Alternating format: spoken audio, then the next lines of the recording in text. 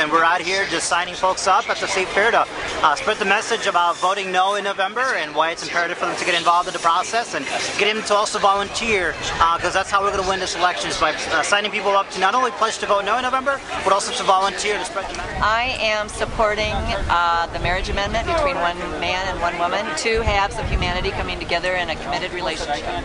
I mean, what we're learning at the fair is what, you know, we've also learned throughout the entire summer, is that young people are fired up and mobilized and are really, really engaged, and they care very, very deeply about our generation and the next generation just having the freedom to get married to whoever they love.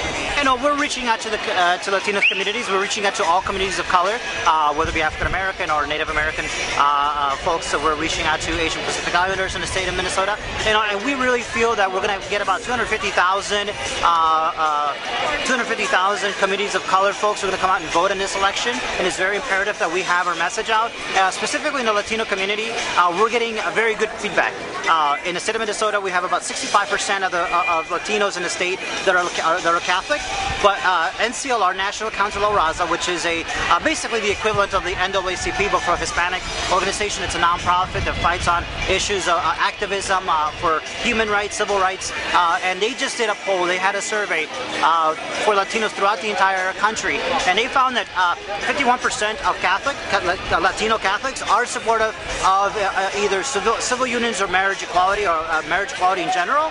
And so we're finding that out here when we talk to folks, because really what they realize is, you know, why are we limiting people's ability to be free? Why are we limiting people's freedom to be happy, freedom to marry? And so the conversations that I'm having with folks is like, look, you know, I don't want them to be limiting anybody's ability to be free in this society. We live in a country, we escaped our nations. I'm originally from Honduras. Honduras is one of the third most poorest nations in the Western Hemisphere, and we escaped because we wanted liberty. We wanted to get a chance to go into a country where we had the independence to think outside of whatever, you know, our countries believe, whether it be a communist nation like Cuba, or the first experience that I had of meeting somebody who was gay came from Cuba, who was imprisoned, incarcerated for 5 years in Cuba in the 70s because he was gay. We're finding very, very positive people coming through here that are excited about at least being able to say yes. There's a lot of more activists kind of vote no down the street, and I think people are very excited to see our booth and to be able to do something.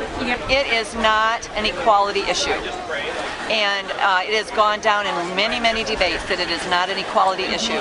Every civilization that has been successful in this world from the start of humanity on, has been one half of humanity coming together with the other half of humanity in the sake of procreation and raising children in the best possible environment.